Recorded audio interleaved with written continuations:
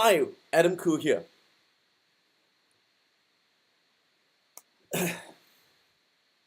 Hi, Adam Khoo here, and Happy New Year's. Welcome to this video on Market Forecasts and Opportunities 2018. For those of you who have been following me for quite a while, you know that at the beginning of every year, I'll talk about where the greatest opportunities are in the financial markets. So let's begin for 2018. Before I start, please read this risk disclaimer. This is not a recommendation to buy any of the mentioned securities. This is my own personal opinion and to tell you basically where I'm investing my money in. I'm just sharing it for educational purposes and entertainment purposes as well. So first of all, let's take a look at my forecast for 2017 and what did I get right. So if you go to my YouTube channel, look at my playlist, you can watch my video on Opportunities and Outlook 2017. So I'm going to do a summary about what I forecast for 2017, what I got right, what I got wrong. So let's take a look at what I got right. First of all, in 2017, this was my summary for the opportunities then. I said I was moderately bullish on US equities, although valuations were high, but growth catalysts should give the bull run more room to run for now. So I believe that the US market will continue going up in 2017. Next, I said that I'll be focusing on certain sectors that I believe would outperform, especially healthcare, energy, technology, specifically cybersecurity industry, financials, especially banks, industrials, especially robotics industries.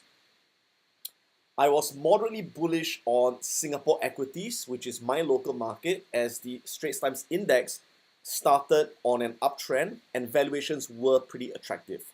I expected moderate growth and returns. I was very bullish on Hong Kong and Shanghai because they started a new uptrend and valuations were very attractive. Both markets were very undervalued, so I was very bullish on Shanghai and Hong Kong. I was also very bullish on the US dollar as compared to most of the Asian currencies, as the Federal Reserve was expected to continue raising interest rates in 2017. I continued my bearish prospect of gold in the medium term because I believe as the US dollar increased in value, as interest rates went up, gold would continue going down. So that was my forecast. Let's take a look at what actually happened in 2017.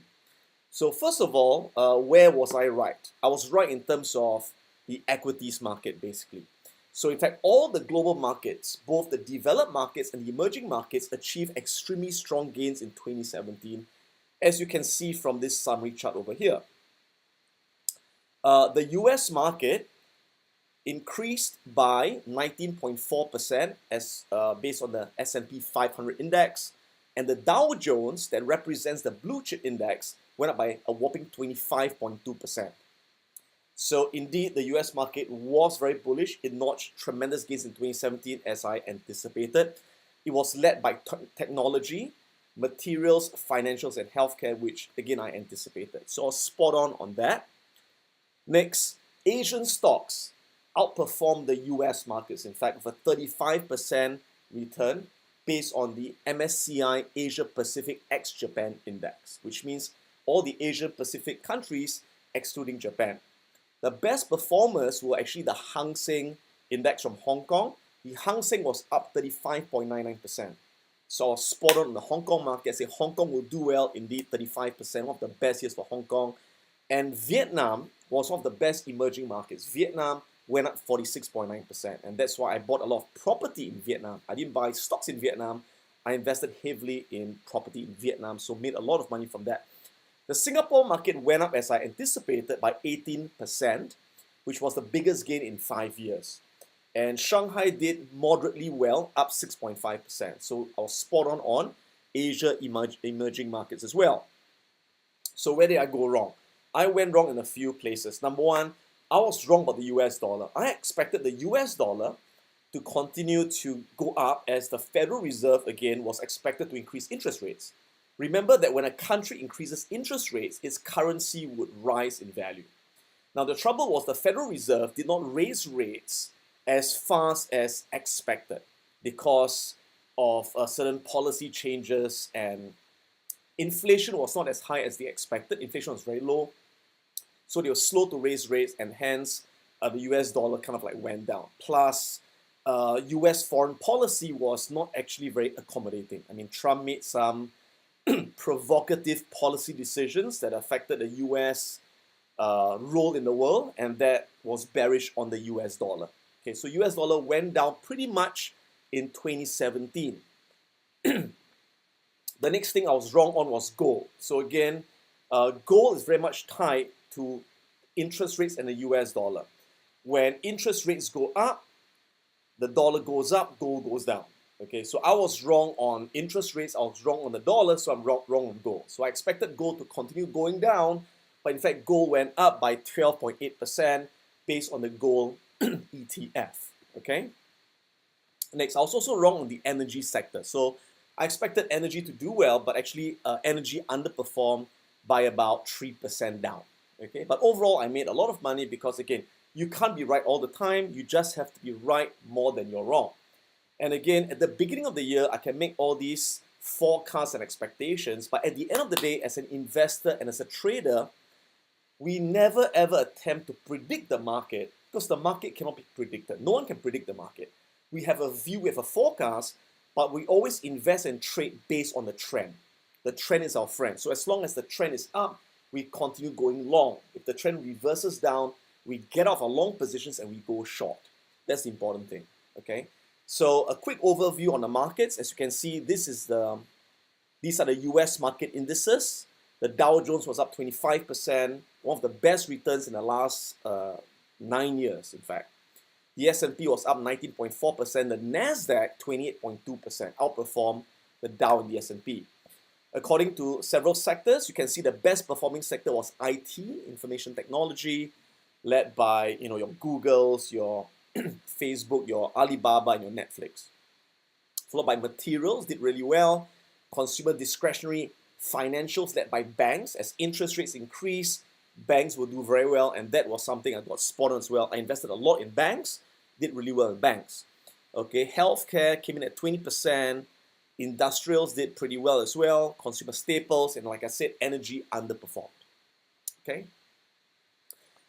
Let's look at some charts. So this is the S&P 500 for the last year, 2017. So the S&P finishes up 19.4%. Again, another double-digit return for the US markets. And in 2017, all three indices recorded historical new highs in the market. And so far, we have had the longest bull run in US market history, one of the longest bull runs. So far, this bull run has been 9 years since it started in 2009 after the financial crisis. And so far, US markets are up a combined 300% since the start of this bull run in 2009. And all this is despite all the geopolitical tensions, right? The fight with North Korea, Eurozone, uncertainty, populism, Brexit, US political chaos. Despite all these things, the market keeps going up, all right? As you can see, it's on a very clear uptrend. If you have watched my videos where I teach you about how to identify the trend, trend is identified by higher highs and higher lows. So as long as the market makes higher highs, as you can see, higher highs and higher lows, the uptrend continues. All right? As long as it's on an uptrend, we continue going along, we continue buying, holding the trend till it ends. Okay? We also read the trend through the moving averages. As long as the 50-day moving average, the blue line, is above the 150 moving average green line and they're sloping up, the uptrend prevails. And notice that on a very clear uptrend, right, prices don't go up in a straight line. Nothing goes up in a straight line. Okay?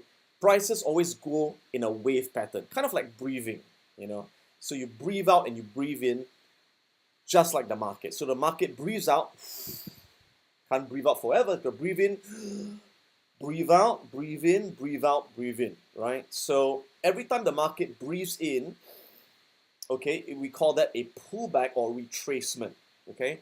And notice that every time the market retraces, it finds, right, breathe out, breathe in, it finds support at the moving averages, okay? It is supported by the 50 moving average, as you can see. So every time the market comes down, hits the 50 moving average, it's time to buy, write the new impulse wave up, exit a bit at the top if you want to. If you're a short-term swing trader, let it come down again, buy more at the moving average, and continue this pattern, and you make money along the way. Or if you're buy and hold investor, just buy and just hold it all along the way, or do dollar cost averaging. So there's many ways to make money in a bullish market. Just buy and hold, or enter during the dips, exit during the highs. The Dow finished up 25.2%, so that's the Dow Jones in the last 1 year. So the question is, what's driving the market? The market doesn't care about Kim Jong-un and Donald Trump both bragging who's got a bigger nuclear button, right? The market doesn't seem to care about Eurozone uncertainty, populism, doesn't really care about all these things, right? So what's driving the market? Few things. Number one, you can't deny very strong earnings growth. Companies are growing earnings at spectacular rates of return, okay?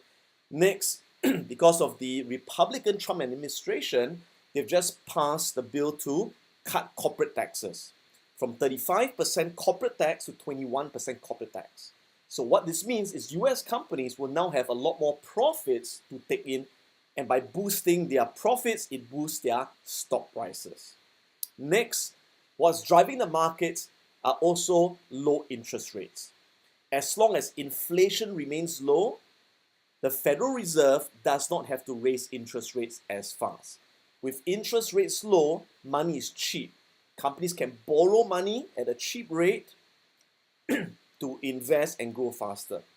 Consumers, investors with low interest rates can borrow and leverage and invest in stocks. So low interest rates combined with earnings growth drives the market higher and higher. Plus, we've got very strong jobs data from the US. Unemployment has been dropping from a high of 9 to 10% in the financial crisis to now 4.1%. Thanks to Mr. Trump. No, I don't think so. Okay, thanks to actually the Obama administration that actually laid the foundation during the financial crisis. Okay, but I'm not going to get into politics. Okay, I'm not taking a stance here. Right, just my own opinion based on economics, not based on politics. Okay, guys. All right, so let's take a look at some charts. You can see that this is the inflation index that has remained pretty sanguine, pretty consistent. And interest rates, you can see, have been really falling. Okay, this is a 10-year US Treasury yield, which is the yield on US Treasury bonds at an all-time low. Okay, on a very clear downtrend with very, very low interest rates. And you can see unemployment rate steadily going down, right? The US is doing really a great job in creating jobs. Okay, let's go to Asia. So I'm in Singapore, and Singapore did really well, actually. Actually, it did better than I expected. I expected Singapore, I was moderately bullish, but Singapore market actually had its best run in about 5 years, okay? So the Singapore STI was up 18% in 2017. And again, for those of you who have been following the Investors Inner Circle, which is the Wealth Academy Club, coming to our regular meetings, been getting my emails, you have been following me, you know that this was a very, very clear buy point in the Singapore market, right? When you see that the 50 moving average crosses above the 150 moving average, that is a signal of a new uptrend. So that is when most of my students started buying during the change in trend, and they rode the trend up all the way for a very nice 18% return in 2017. And I expect it to continue in 2018. But I'll talk about it in a short while. This was the Malaysian market. Malaysian market was really choppy, and again you can see it signaled an uptrend in early of 2017. So Malaysia was in a very clear uptrend over there. Then in the middle of the year, it started going to a consolidation. Okay, and it reversed into a downtrend actually over here, as you can see from the moving averages. And suddenly, well, some people say it's because of politics, the elections are coming in Malaysia, I don't know why, but you have this sudden parabolic jump in Malaysian equities that caught everyone off guard, right? So Malaysia was a very tough market to trade. But of course, if you just buy and held Malaysian equities, will be up 9.7% in 2017. Okay, moderate gains compared to the rest of Asia. Hong Kong did really well, and again, you can see that over here was a very clear uptrend signal as well. As you can see, the 50 is above the 150 moving average, and Hong Kong, can see, has a very nice uptrend As the price goes up, it retraces, boom, boom, bouncing off the 50 moving average, right? So there was a very easy trade, bounce off the 50, buy, and continue the trend going up. 35% return in Hong Kong. So my students, some of them trading Hong Kong equities and indices, did really, really well. Well done for them. I don't trade Hong Kong, by the way, but many of my students trade the Hong Kong markets as well. Okay. All right. So I'd like to say a very big thank you to my students who actually voted for us in 2017, who made a lot of money and who love our analysis of the markets. And they voted us once again as the most preferred financial educator in Singapore. In the Share Investor Awards. This was 2016, and 2017 again, we won the most preferred financial educator and most preferred investment speaker award for, if I'm not wrong, 4 to 5 years running. So thank you for your faith in us, and it's been a fantastic run. We'll continue to serve you and to help you to grow your wealth and income in the years to come. And because we enjoy doing that, our motto has always been empowering retail investors to profit like the professionals, in fact, better than the professionals. And I'm really happy to know that so many of my students all around the world have done so well in 2017, who have made so much money for themselves and have grown their portfolio, many of them beating professional fund managers. And I'd like to especially mention some of my students who I think deserve some recognition because of their tremendous hard work in applying the strategies and doing really well. It's not about luck, it's about strategies. And one of the first students I'd like to mention is actually Felix Chiang. He's from Malaysia, and he came to the program about a year ago, and he's one of the most hardworking students that I know, because he has sent me emails almost every single week, okay, or day initially, and asking questions after questions, and I was really happy to answer his questions. He was very actively participating in our chat groups, in both the Wealth Academy and Wealth Academy professional chat groups, and has contributed a lot to the community. So I'm really happy for him. He's done really well. And he sent me a message a couple of days ago on Telegram saying, "Hi Adam, thanks for your teaching on Wealth Academy and Wealth Academy Professional. I managed to achieve close to 60% return last year." In fact, if you take a look at his performance report, you can see that he made a cumulative return of 59.57% for this year. So that's a fantastic return, 59.57% for the year, beating, in fact, the index benchmarks. Fantastic. And this was an email that I got actually in August of 2017 by Kenny. And he said, "Hi Adam, good day. It's been 9 months of live trading. I've officially doubled my initial capital, even though my hit rate is just 50%. And that's the beauty of my trading systems. You don't have to be right 100% of the time. In fact, if you're just right 50% of the time, you're making a lot of money. Because when you're wrong, you lose very little. When you win more than you lose. And so the point is about money management. It's not about being right all the time." He said, "I'm very glad I attended Wealth Academy program last year. It was one of the few absolutely right decisions I've made. This equipped me with a recession-proof skill set. And I just got an update from Kenny after the year ended, and he actually more than doubled his returns. In fact, he increased his portfolio from 10,000 to about 31,000 US dollars, a 214% return in 2017. If you take a look at his statistics, you can see that his win rate was just 49.5%. And and he just won less than half, but his average wins, as you can see, were a lot more than his average losses. Okay, his average win was 1,500 US dollars. His average loss was $700. So as long as you win more than you lose, you can grow your account pretty tremendously. And this was another email from Mr. N.H. Wong, who made back 10 times of his course fee in just one trade. And this was sent again, at the end of 2017. "Hi Adam, I'd like to share with you this exciting experience with my first trade since attending Wealth Academy Mastery in Kuala Lumpur 2017.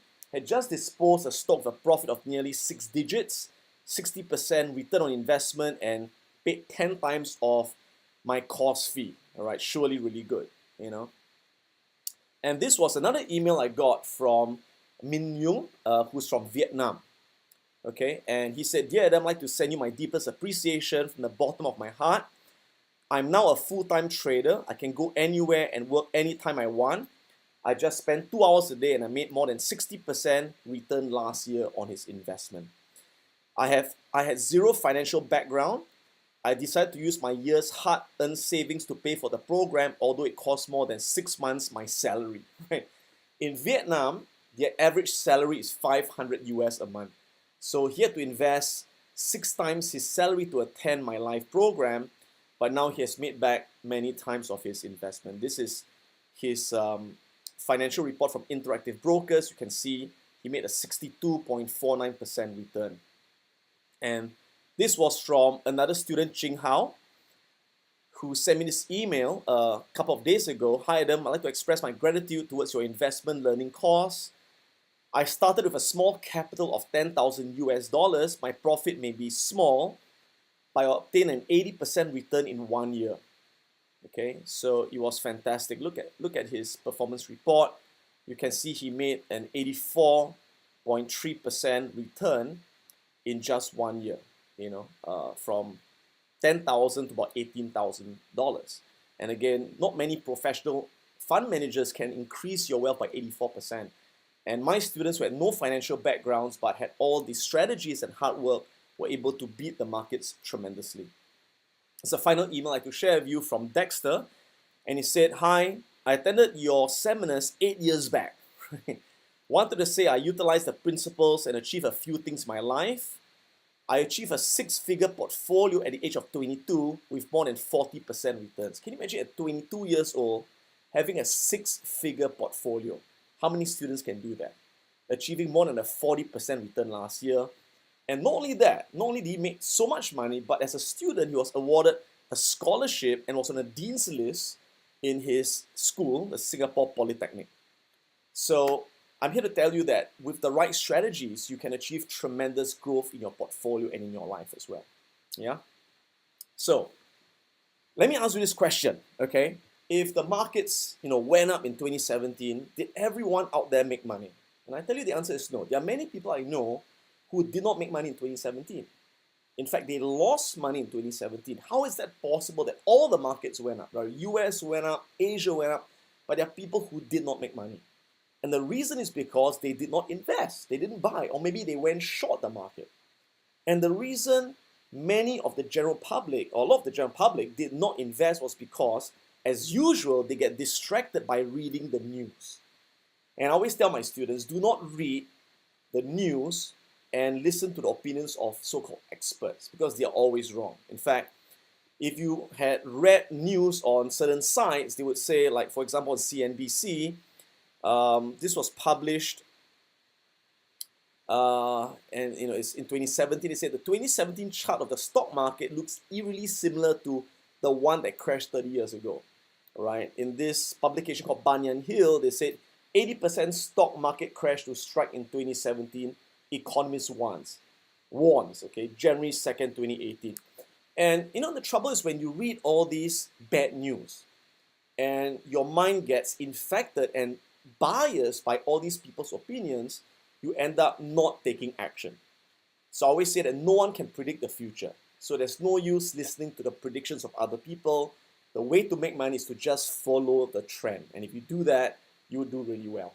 So lessons, ignore the noise of the market, the opinions of other people, the predictions of gurus. Right? I'm not here to make predictions here. I'm just giving you an outlook and opportunities based on fundamentals and technical research. But ultimately, you have to invest and trade based on your own entry and exit rules that I will teach you in the different courses or that you've learned already from my courses. Okay? So always follow the market trend. Do not attempt to outsmart the market and attempt to predict when the market will change because we never know. I find every time I attempt to outsmart the market will give me a slap on the face.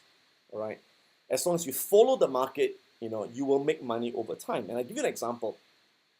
It was very clear that 2017 was a very bullish market, looking at the trend, the uptrend. But there were people who attempted to outsmart the market and say, no. I don't think the market is going to go up. Although it's an uptrend, I think the trend will reverse down, right? They attempted to outsmart the market and say, okay, because Trump is elected, Trump's election's going to be a disaster, market's going to crash, and they shorted the market. There are people who shorted the market and lost money because they attempted to outsmart the market. So never outsmart the market, follow the market, and you do really well. And that's what I share and I teach in all my programs. Okay, so with that, with 2017 over, let's look at 2018. What is now my forecast and the opportunities for 2018? Where in the financial markets can we place our bets? Let's take a look at it right now.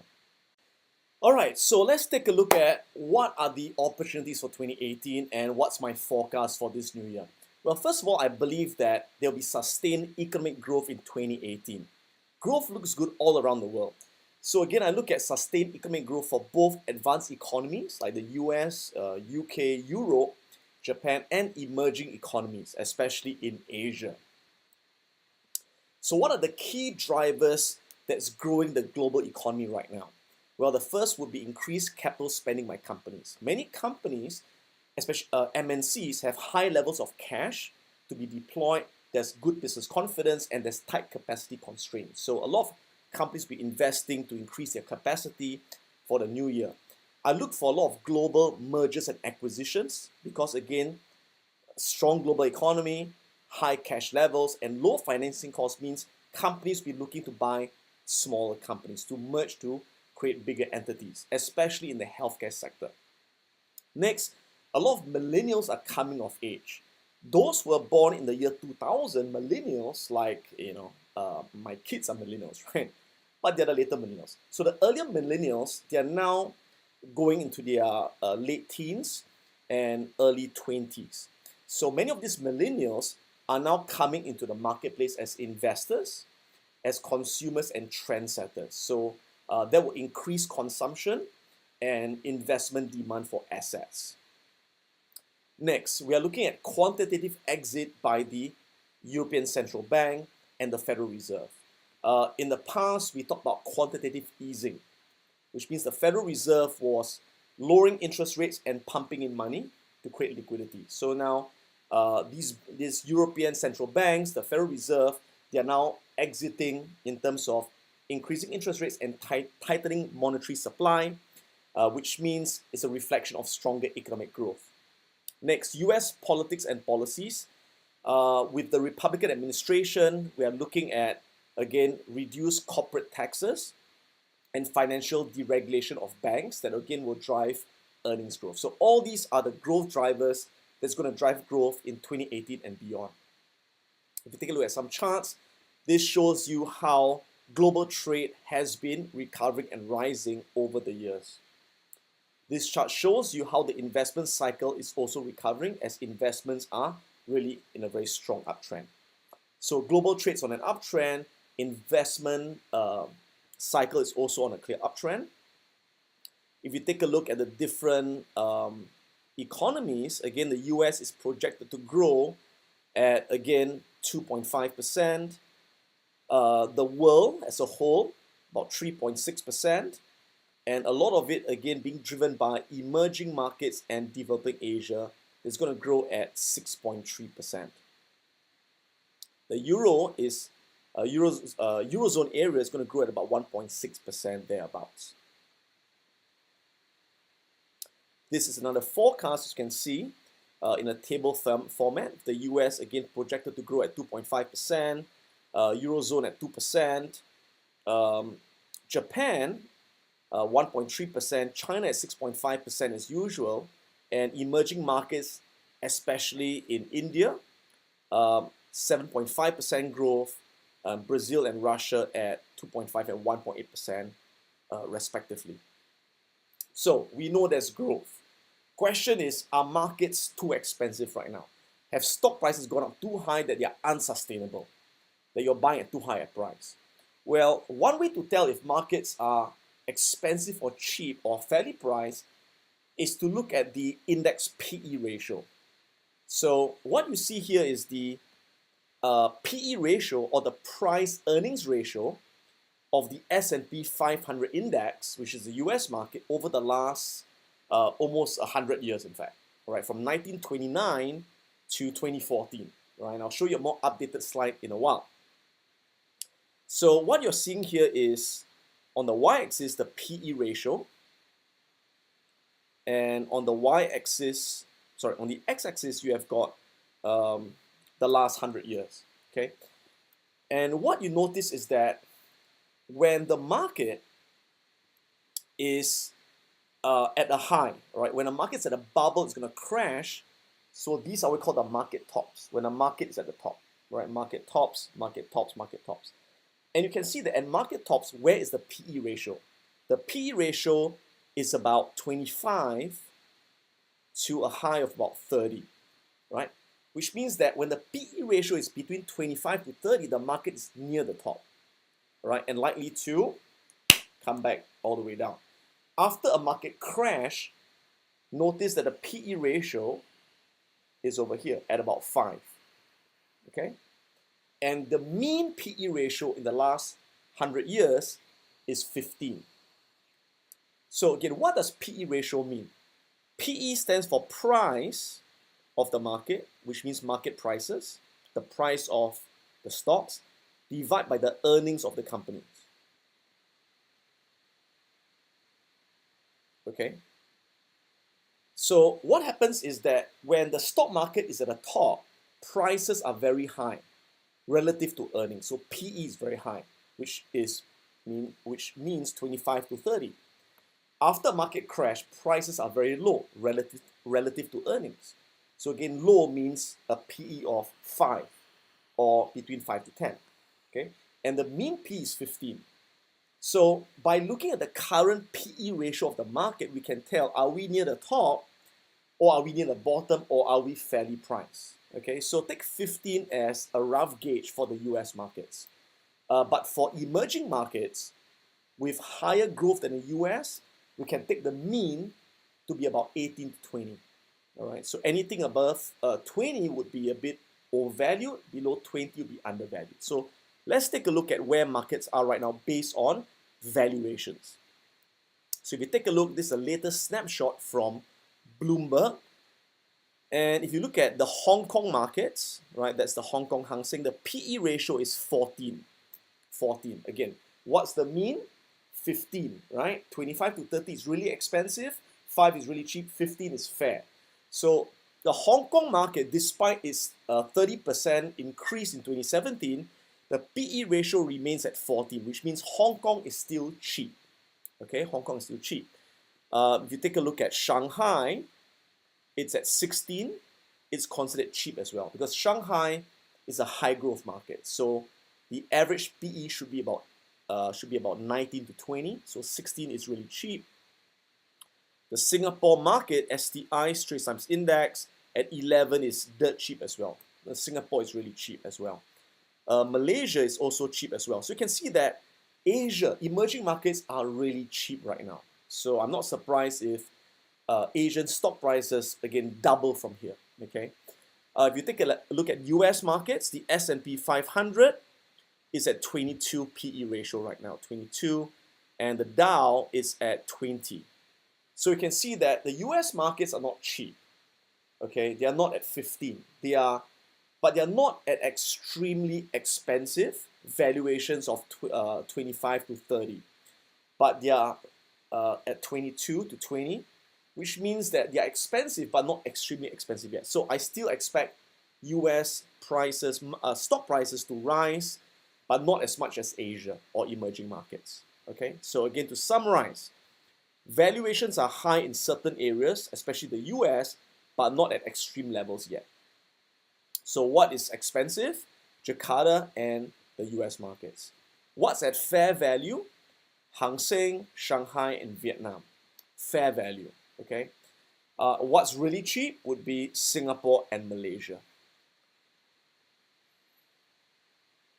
So again, this is a more updated chart of the S&P 500 to 2017, or rather early 2018.